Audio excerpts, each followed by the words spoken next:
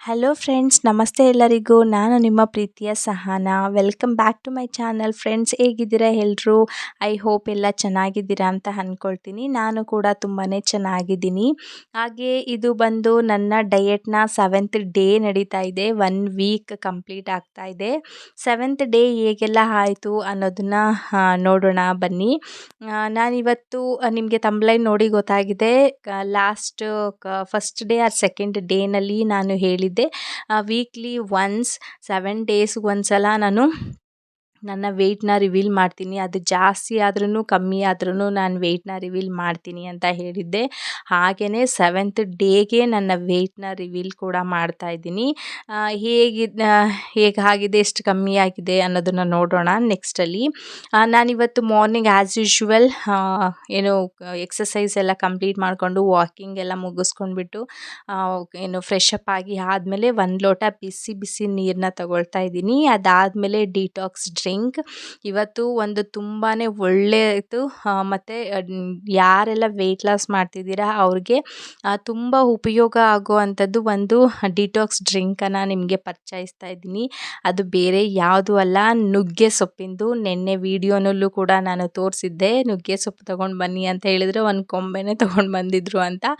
ಅದನ್ನು ವೇಸ್ಟ್ ಮಾಡೋದು ಯಾಕೆ ಅಂತ ಹೇಳಿಬಿಟ್ಟು ಅದರಲ್ಲಿ ಒಂದು 3/4 ಭಾಗದಷ್ಟು ನಾನು ಅದನ್ನು 3 ಡೇಸ್ ಒಣ ಹಾಕಿಬಿಟ್ಟು ಒಣಗಿಸ್ಕೊಂಡ್ಬಿಟ್ಟು ಅದನ್ನು ಪೌಡರ್ ಕೂಡ ಹೇಗೆ ಮಾಡೋದು ಅಂತಲೂ ಹೇಳ್ತೀನಿ ನಾನು. ಮತ್ತು ಇವತ್ತು ಡಿಟಾಕ್ಸ್ ಡ್ರಿಂಕ್ ಹೇಗೆ ಮಾಡೋದು ಅಂತ ನೋಡ್ಕೊಂಡು ಬರೋಣ. ತುಂಬ ಅಂದರೆ ತುಂಬಾ ಸುಲಭ ಇದು ಡಿಟಾಕ್ಸ್ ಡ್ರಿಂಕ್ ಮಾಡ್ಕೊಳ್ಳೋದು. ಇದನ್ನು 1 ವೀಕ್ ತಗೊಳ್ಳಿ ಫ್ರೆಂಡ್ಸ್. ಎಷ್ಟು ಬೇಗ ನಿಮ್ಮದು ಬೆಳ್ಳಿ ಫ್ಯಾಟ್ ಕಮ್ಮಿ ಆಗುತ್ತೆ ಅಂತ ಹೇಳಿದ್ರೆ ನಿಜ ನೀವೇ ಹೇಳ್ತೀರಾ ನನಗೆ ಎಷ್ಟು ಮಿರಾಕಲ್ ಆಗುತ್ತೆ, ಎಷ್ಟು ಮ್ಯಾಜಿಕ್ ಆಗುತ್ತೆ ಅಂತ ಹೇಳಿ. ಇದಂತೂ ಹೇಗೆ ಅಂತ ಹೇಳಿದ್ರೆ ಒಂದು ಮ್ಯಾಜಿಕಲ್ ಡ್ರಿಂಕ್ ಅಂತಲೇ ಹೇಳ್ಬೋದು. ಆ ಥರ ಹೇಳಿದ್ರೂ ಕೂಡ ತಪ್ಪಾಗೋಲ್ಲ. 1 ವೀಕ್ ಮಿನಿಮಮ್ 1 ವೀಕ್ ಆದರೂ ಕಂಟಿನ್ಯೂಸ್ ಆಗಿ ತೊಗೊಂಡು ನೋಡಿ ನೀವೇ. ಆಮೇಲೆ ನೀವೇ ಹೇಳ್ತೀರಾ. ತುಂಬ ಅಂದರೆ ತುಂಬ ಚೆನ್ನಾಗಿದೆ. ಬೆಳ್ಳಿ ಫ್ಯಾಟ್ ಅಂತೂ ಬೇಗ ಅಂದರೆ ಬೇಗ ಕರ್ಗೋಗ್ಬಿಡುತ್ತೆ. ಆ ಥರ ಒಂದು ಡಿಟಾಕ್ಸ್ ಡ್ರಿಂಕ್ ಅದು. ಇದು ಮಾಡ್ಕೊಳ್ಳೋದು ಕೂಡ ತುಂಬಾ ಸ್ವಲ್ಪ ಬೇಗನೆ ಆಗೋಗ್ಬಿಡುತ್ತೆ. ಜಾಸ್ತಿ ಇಂಗ್ರೀಡಿಯೆಂಟ್ಸ್ ಅವಶ್ಯಕತೆಯೇ ಇಲ್ಲ ಇದಕ್ಕೆ. ಇದಕ್ಕೆ ಒಂದು ಮಿಕ್ಸಿ ಜಾರ್ನಲ್ಲಿ ಸ್ವಲ್ಪ ಸೊಪ್ಪನ್ನ ತೊಗೊಂಡಿದ್ದೆ ನಾನು. ಆ ಸೊಪ್ಪನ್ನ ನೀಟಾಗಿ ವಾಶ್ ಮಾಡ್ಕೊಂಡ್ಬಿಟ್ಟು ಹಾಕ್ಕೊಂಡಿದ್ದೀನಿ, ಬರೀ ಎಲೆನ ಮಾತ್ರ. ಅದಕ್ಕೆ ಒಂದು 2 ಗ್ಲಾಸಷ್ಟು ನೀರನ್ನ ಹಾಕ್ಕೊಂಡ್ಬಿಟ್ಟು ರುಬ್ಕೊಂಡಿದ್ದೀನಿ. ಚೆನ್ನಾಗಿ ನುಣ್ಣಗೆ ರುಬ್ಕೊಂಡಾದಮೇಲೆ ಅದನ್ನು ಶೋಧಿಸ್ಕೊಂಡು ಒಂದು ಗ್ಲಾಸಿಗೆ ಸರ್ವ್ ಮಾಡ್ಕೊಳ್ತಾ ಇದ್ದೀನಿ. ಇದರಲ್ಲಿ ಸ್ವಲ್ಪನ ಮಿಕ್ಸ್ ಮಾಡಿಕೊಂಡ್ರೆ ಆಯಿತು. ಇಲ್ಲ ಹಾಗೆ ಬರೀ ನೀರು ಕುಡ್ಕೊಂಡ್ರೂ ಏನು ಪ್ರಾಬ್ಲಮ್ ಇಲ್ಲ. ಪಲ್ಪ್ ತಗೊಳ್ಳೋ ಅವಶ್ಯಕತೆಯೇ ಇಲ್ಲ. ಬೇಕು ಅಂದರೆ ಸ್ವಲ್ಪ ಹಾಕ್ಕೊಳ್ಬೋದು. ಅದಾದಮೇಲೆ ಒಂದು ಹಾಫ್ ನಿಂಬೆ ಹಣ್ಣು ತೊಗೊಂಡ್ಬಿಟ್ಟು ನಿಂಬೆ ರಸನ ಹಾಕ್ಕೊಳ್ಬೇಕು. ಮತ್ತು ಇದಕ್ಕೆ 1 ಟೇಬಲ್ ಸ್ಪೂನಷ್ಟು ಜೇನುತುಪ್ಪ. ನೀವು ಮಿಕ್ಸಿಗಾದ್ರೂ ಜೇನುತುಪ್ಪ ಹಾಕ್ಕೊಳ್ಬೋದು, ಇಲ್ಲ ರುಬ್ಬಿ ಆದಮೇಲೂ ಕೂಡ ಹಾಕ್ಕೊಳ್ಬೋದು. ಅಂದರೆ ಮಿಕ್ಸಿ ಜಾರ್ನಲ್ಲಿ ಹಾಕ್ಕೊಂಡ್ರೆ ಏನಾಗುತ್ತೆ ಗೊತ್ತಾ, ಅದು ಸೊಪ್ಪಲ್ಲೆಲ್ಲ ಅರ್ಧಂಬರ್ಧ ಸೊಪ್ಪಲ್ಲೂ ಹೋಗ್ಬಿಡುತ್ತೆ, ಇನ್ನು ಅರ್ಧ ನಮಗೆ ನೀರಲ್ಲಿ ಬಂದುಬಿಡುತ್ತೆ. ಸುಮ್ಮನೆ ವೇಸ್ಟ್ ಆಗುತ್ತಲ್ವ. ಹಾಗಾಗಿ ನೀವು ಲಾಸ್ಟಲ್ಲಿ ಹಾಕ್ಕೊಂಡ್ರೆ ಬೆಟರ್. 2 ಕಡೆಗೆ ಯಾವುದಕ್ಕಾದ್ರೂ ಹಾಕ್ಕೊಳ್ಬೋದು. ಮಿಕ್ಸಿ ಜಾರ್ಗಾದರೂ ಹಾಕ್ಕೊಳ್ಳಿ, ಇಲ್ಲ ಅಂತ ಹೇಳಿದ್ರೆ ರುಬ್ಬಿ ಆದಮೇಲೆ ಬರೀ ಡಿಟಾಕ್ಸ್ ಡ್ರಿಂಕಿಗೆ ಹಾಕ್ಕೊಂಡ್ರೂ ಆಗುತ್ತೆ. 1 ಟೇಬಲ್ ಸ್ಪೂನಷ್ಟನ್ನ ಹಾಕ್ಕೊಂಡ್ಬಿಟ್ಟು ಈಗ ಅದನ್ನು ನೀಟಾಗಿ ಕಂಪ್ಲೀಟಾಗಿ ಮಿಕ್ಸ್ ಮಾಡಿಕೊಂಡು ನಾನು ಇದನ್ನು ತೊಗೊಳ್ತಾ ಇದ್ದೀನಿ. ನಿಜ ಎಷ್ಟು ಕುಡಿದ್ಮೇಲೆ ಎಷ್ಟು ಫೀಲ್ ಆಗುತ್ತೆ ಅಂತ ಹೇಳಿದ್ರೆ ನಿಜ ಅದನ್ನು ಕಂಟಿನ್ಯೂಸ್ ಆಗಿ ತೊಗೊಂಡ್ರೂ ಕೂಡ ಅಷ್ಟೇ ಬೆನಿಫಿಟ್ ಇದೆ ನಮಗೆ ವೆಯ್ಟ್ ಲಾಸ್ ಮಾಡೋರಿಗೆ. ಯೂಸಸ್ ಏನಿದೆ ಅಂತಲೂ ಕೂಡ ನೆಕ್ಸ್ಟ್ ಹೇಳ್ತೀನಿ ನಾನು ಈ ವಿಡಿಯೋನಲ್ಲೇ. ತುಂಬ ಅಂದರೆ ತುಂಬ ಚೆನ್ನಾಗಿತ್ತು, ನೋಡೋದಕ್ಕೂ ಸಖತ್ತಾಗಿತ್ತು. ಇದಕ್ಕೆ ಸಾಲ್ಟ್ ನಾನು ಏನೂ ಹಾಕ್ಕೊಂಡಿಲ್ಲ, ಸಖತ್ತಾಗಿತ್ತು ಮಾತ್ರ. 1 ವೀಕ್ ಮಿನಿಮಮ್ 1 ವೀಕ್ ಆದರೂ ತೊಗೊಂಡು ನೋಡಿ ನೀವು ಕಂಟಿನ್ಯೂಸ್ ಆಗಿ. ಎಷ್ಟು ಬೇಗ ಬೆಳ್ಳಿ ಫ್ಯಾಟ್ ಕಡಿಮೆ ಆಗುತ್ತೆ ಅಂತ ನೀವೇ ಕಮೆಂಟ್ ಬಾಕ್ಸಲ್ಲಿ ತಿಳಿಸ್ತೀರಾ. ಹಾಗೆ ಬಂದು ನಾನು ಮಾರ್ನಿಂಗ್ ಬ್ರೇಕ್ಫಾಸ್ಟ್ಗೆ ಅಂತ ಹೇಳಿಬಿಟ್ಟು ಇವತ್ತು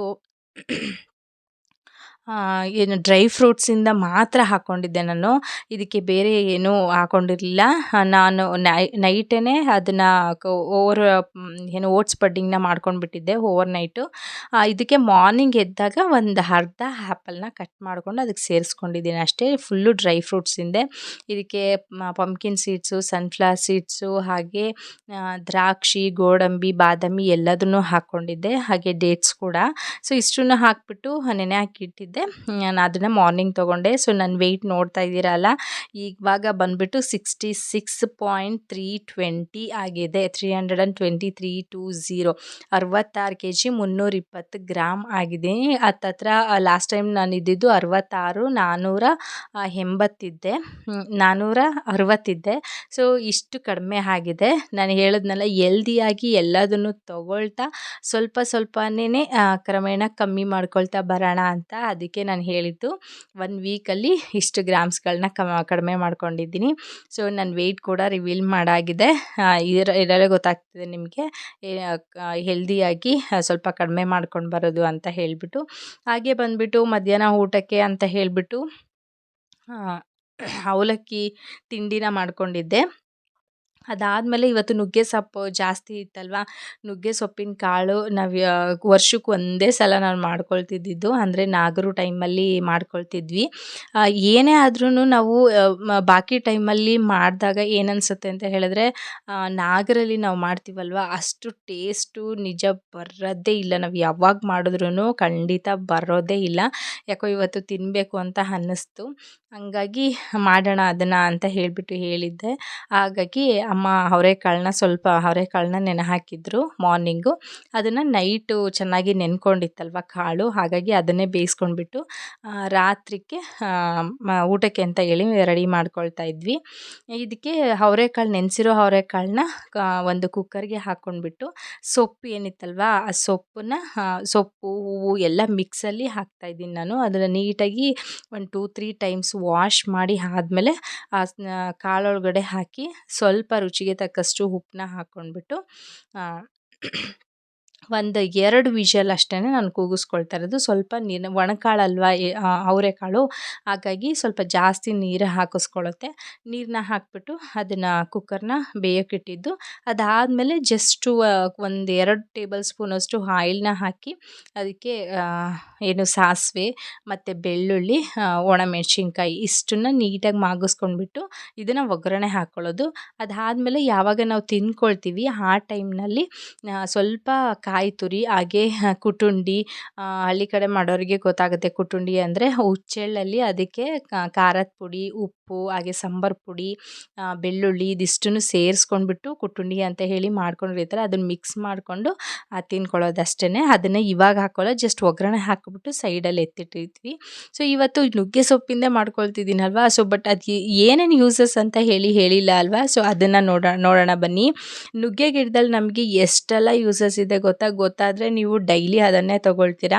ಇದರಲ್ಲಿ ನಮಗೆ ಎಲೆ ಸಿಗುತ್ತೆ, ಕಾಯಿ ಸಿಗುತ್ತೆ, ಹೂವು, ಮೊಗ್ಗು, ಪ್ರತಿಯೊಂದರಲ್ಲೂ ಏನು ಸಿಗದೆ ನಮಗೆ ನುಗ್ಗೆ ಗಿಡದಲ್ಲಿ ಅದಷ್ಟರಲ್ಲೂ ಒಂದಲ್ಲ ಒಂದು ರೀತಿಲಿ ನಮಗೆ ಪ್ರಯೋಜನಗಳು ಸಿಗ್ತಿದ್ದಾವೆ ಅಲ್ವಾ.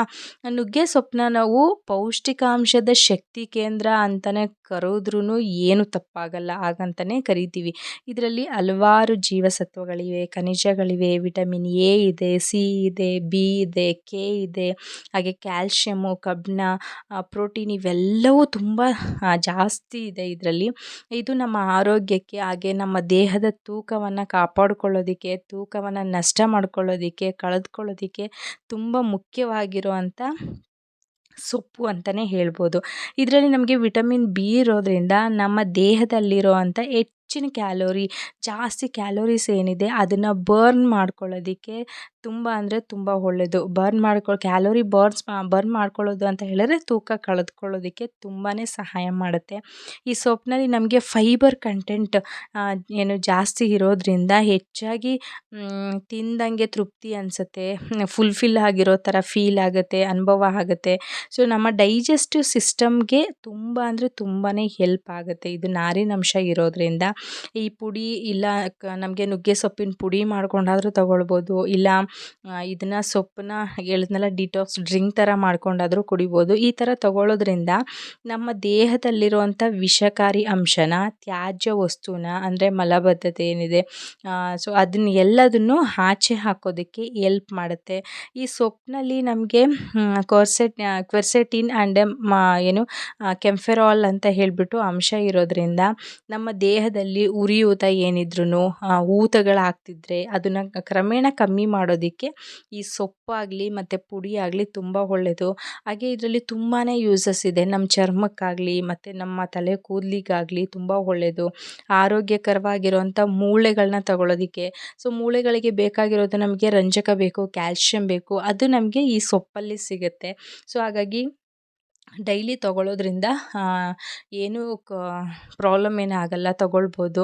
ಮತ್ತು ಆರೋಗ್ಯದಲ್ಲಿ ನಿಮಗೆ ಬೇರೆ ಬೇರೆ ಏನಾದರೂ ಸಮಸ್ಯೆ ಇತ್ತು ಅಂದರೆ ತುಂಬ ಏನು ಪ್ರಾಬ್ಲಮ್ಸ್ ಇತ್ತು ಅಂತ ಹೇಳಿದ್ರೆ, ಡಿಫಿಕಲ್ಟ್ ಆಗಿರೋ ಅಂಥದ್ದು ಪ್ರಾಬ್ಲಮ್ಸ್ ಏನಾದರೂ ಇತ್ತು ಅಂತ ಹೇಳಿದ್ರು ದಯವಿಟ್ಟು ಅವರು ಡಾಕ್ಟರ್ನ ಕನ್ಸಲ್ಟ್ ಮಾಡಿ ನುಗ್ಗೆ ಸೊಪ್ಪನ್ನ ತಗೊಳ್ಳೋದು ತುಂಬ ಒಳ್ಳೆಯದು. ನಿಮ್ಮ ಆರೋಗ್ಯ ದೃಷ್ಟಿಯಿಂದ ಕೆಲವರಿಗೆ ಆಗುತ್ತೆ, ಕೆಲವರಿಗೆ ಆಗಲ್ಲ. ಸೊ ಆ ಥರ ನೋಡಿಕೊಂಡು ತಗೊಳ್ಳೋದು ತುಂಬ ಬೆಟರ್ ಅಂತ ನನ್ನ ಅನಿಸಿಕೆ. ಹಾಗೆ ಬಂದುಬಿಟ್ಟು ನಾನು ನುಗ್ಗೆ ಸೊಪ್ಪಿನ ಕಾಳಿನ ಜೊತೆಗೆ ಅವರೆಬೇಳೆ ಸಾಂಬಾರು ಕೂಡ ಮಾಡ್ಕೊಂಡಿದ್ವಿ. ಗಟ್ಟಿಯಾಗಿ ಚಪಾತಿ ಜೊತೆಗೆ ಆಗುತ್ತೆ ಅಂತ ಹೇಳಿಬಿಟ್ಟು ಅದಕ್ಕೆ ಅವರೆಬೇಳೆ ಸಾಂಬಾರು ಎಲ್ಲ ಒಟ್ಟಿಗೆ ಹಾಕ್ಕೊಂಡ್ಬಿಟ್ಟು ಏನೋ ಕುಕ್ಕರ್ಗೆ ಒಂದು ವಿಷಲ್ ಥರ ಕೂಗಿಸ್ಕೊಂಡಿದ್ದು. ಅದಕ್ಕೆ ಹಣ್ಣೆ ಸೊಪ್ಪಿತ್ತು, ಸ್ವಲ್ಪ ಹಣ್ಣೆ ಸೊಪ್ಪು, ಅವರೆಬೇಳೆ ಮತ್ತು ಈರುಳ್ಳಿ, ಖಾರದ ಪುಡಿ, ಸಾಂಬಾರಿಗೆ ಏನು ಹಾಕ್ಕೊಳ್ತೀವೋ ಅದನ್ನೆಲ್ಲದನ್ನು ಒಂದೇ ಕುಕ್ಕರ್ಗೆ ಹಾಕ್ಬಿಟ್ಟು ಒಂದು 2 ವಿಷಲ್ ಕೂಗಿಸಿದ್ವಿ. ನಿಜ ಟೇಸ್ಟ್ ಸಖತ್ತಾಗಿತ್ತು ಮಾತ್ರ. ಅದ್ರ ರೆಸಿಪಿ ಆಲ್ರೆಡಿ ನಿಮಗೆ ಗೊತ್ತಿರುತ್ತೆ ಅಂತ ಹೇಳಿಬಿಟ್ಟು ನಾನು ಅದನ್ನು ಗೊತ್ತಿರುತ್ತೆ, ಅದರಲ್ಲಿ ಏನೂ ಡೌಟೇ ಇಲ್ಲ. ಸೊ ಹಾಗಾಗಿ ಅದನ್ನು ಶೇರ್ ಮಾಡೋದಕ್ಕೆ ಹೋಗಲಿಲ್ಲ. ಇವತ್ತು ರಾತ್ರಿ ಊಟಕ್ಕೆ ಬಂದುಬಿಟ್ಟು ನನಗೆ ಅವರೆಕಾಳ್ದು ನುಗ್ಗೆ ಸೊಪ್ಪು ಮತ್ತು ಅವರೆಕಾಳು ಅದರದ್ದು ಕಾಳನ್ನ ಮಾಡ್ಕೊಂಡಿದ್ದು. ನಾನಿಲ್ಲಿ ತೋರಿಸ್ತಿದ್ದೀನಲ್ವ ಕುಟುಂಡಿ, ಆ ಕುಟುಂಡಿ ಹಾಕಿದ್ರೇ ಈ ಕಾಳಿಗೆ ತುಂಬ ಟೇಸ್ಟು. ಬಟ್ ಇದನ್ನು ನಾನು ತಿಂದೆ ಇವತ್ತು. ಆದರೆ ನನಗೆ ನಾಗರೋ ಟೈಮಲ್ಲಿ ತಿಂತೀವಲ್ವ ದೇವಸ್ಥಾನದಲ್ಲಿ, ಆ ಥರ ಟೇಸ್ಟ್ ದೇವ್ರಣೆ ನಿಜ ಬರೋದೇ ಇಲ್ಲ. ನಾವು ಯಾವಾಗ ಮಾಡಿದ್ರೂ ಬರೋಲ್ಲ. ಹಾಗಾಗಿ ನನಗೆ ಹಬ್ಬದಲ್ಲಿ ಅಂದರೆ ತುಂಬ ಇಷ್ಟ. ಹಾಗಾಗಿ ಆವಾಗಲೇ ಜಾಸ್ತಿ ತಿನ್ಕೊಂಡ್ಬಿಡ್ತೀನಿ. ಲಾಸ್ಟ್ ಇಯರು ಆ ಟೈಮಲ್ಲೇ ನನಗೆ ಏನೋ ಪ್ರೆಗ್ನೆಂಟ್ ಇದ್ದಿದ್ದರಿಂದ ನಮಗೆ ನಾಗರು ಕಂಪ್ಲೀಟ್ ಆಯಿತು. ಗಣೇಶ ಹಬ್ಬ ಆದಮೇಲೆ ನೆಕ್ಸ್ಟ್ ಡೇನೇ ಡೆಲಿವರಿ ಆಗೋಯಿತು. ಹಾಗಾಗಿ ನನಗೆ ತಿನ್ನೋದಕ್ಕಾಗಲಿಲ್ಲ. ಅದಕ್ಕೆ ಈ ಸಲ ಜಾಸ್ತಿ ಮಾಡಿಸ್ಬಿಟ್ಟಿದ್ವಿ ಕಾಳನ್ನ ನಾಗರಲ್ಲಿ. ತುಂಬ ಚೆನ್ನಾಗಿ ತಿನ್ಕೊಂಡ್ವಿ. ಇವಾಗಲೂ ಯಾಕೋ ತಿನ್ನಬೇಕು ಅಂತ ಅನ್ನಿಸ್ತು. ನುಗ್ಗೆ ಸೊಪ್ಪು ಬೇರೆ ತರಿಸಿದ್ದೆ ಅಲ್ವಾ, ಸೊ ಹಾಗಾಗಿ ಮಾಡ್ಕೊಂಡ್ವಿ. ನುಗ್ಗೆ ಸೊಪ್ಪಿನ ಕಾಳು, ಒಂದು ಚಪಾತಿ, ಹಾಗೆ ಅವರೆಬೇಳೆ, ಸ್ವಲ್ಪ ಪಲ್ಯ, ಸಾಂಬಾರು ಅಲ್ಲ ಇತ್ಲಾಗ ಪಲ್ಯನೂ ಅಲ್ಲ, ಆ ಥರ ಮಾಡ್ಕೊಂಡಿದ್ವಿ. ಇದು ನಂದು ರಾತ್ರಿ ಊಟ ಆಗಿತ್ತು. ಹಾಗೆ ಬಂದುಬಿಟ್ಟು ಆ್ಯಸ್ ಯೂಶ್ವಲ್ ನಾನು ನೈಟ್ ಕೂಡ ವಾಕಿಂಗ್ನ ಕಂಪ್ಲೀಟ್ ಮಾಡ್ಕೊಳ್ತೀನಿ. ಅಟ್ಲೀಸ್ಟ್ ಮಿನಿಮಮ್ ನನಗೆ ಜಾಸ್ತಿ ಹೊತ್ತು ಆಗಿಲ್ಲ ಅಂದರೂ ಮಿನಿಮಮ್ 15 ಮಿನಿಟ್ಸ್ ಆದ್ರೂ ನಾನು ವಾಕಿಂಗ್ನ ಕಂಪ್ಲೀಟ್ ಮಾಡ್ಕೊಳ್ತೀನಿ. ಅದರಲ್ಲೂ ಮಿಸ್ ಮಾಡ್ಕೊಳ್ಳಲ್ಲ. ಎಲ್ಲಾದರೂ ಹೊರ್ಗಡೆ ಹೋಗಿದ್ದಾಗ ಮಾತ್ರ ನಾನು ವಾಕ್ ಮಾಡೋದಕ್ಕಾಗಲ್ಲ, ತುಂಬ ಟೈಮ್ ಆಗಿರೋ ಟೈಮಲ್ಲಿ ಆಚೆ ಹೋಗಿ ಮಾಡಲ್ಲ. ಸೊ ಇದಾಗಿತ್ತು ನನ್ನ ಇವತ್ತಿನ ವಿಡಿಯೋ. ಐ ಹೋಪ್ ನಿಮಗೆ ಈ ವಿಡಿಯೋ ಇಷ್ಟ ಆಗಿದೆ ಅಂತ ಅಂದ್ಕೊಳ್ತೀನಿ. ಇದು ಸ್ವಲ್ಪನಾದರೂ ಇಷ್ಟ ಆಗಿದರೆ ದಯವಿಟ್ಟು ಸಬ್ಸ್ಕ್ರೈಬ್ ಮಾಡಿ, ಶೇರ್ ಮಾಡಿ, ಹಾಗೆ ಲೈಕ್ ಮಾಡಿ, ನಿಮ್ಮ ಫ್ಯಾಮಿಲಿ ಫ್ರೆಂಡ್ಸ್ಗೂ ಶೇರ್ ಮಾಡಿ ಅಂತ ಹೇಳ್ತಾ ಈ ವಿಡಿಯೋನ ಇಲ್ಲಿಗೆ ಎಂಡ್ ಮಾಡ್ತಾಯಿದ್ದೀನಿ. Thank you.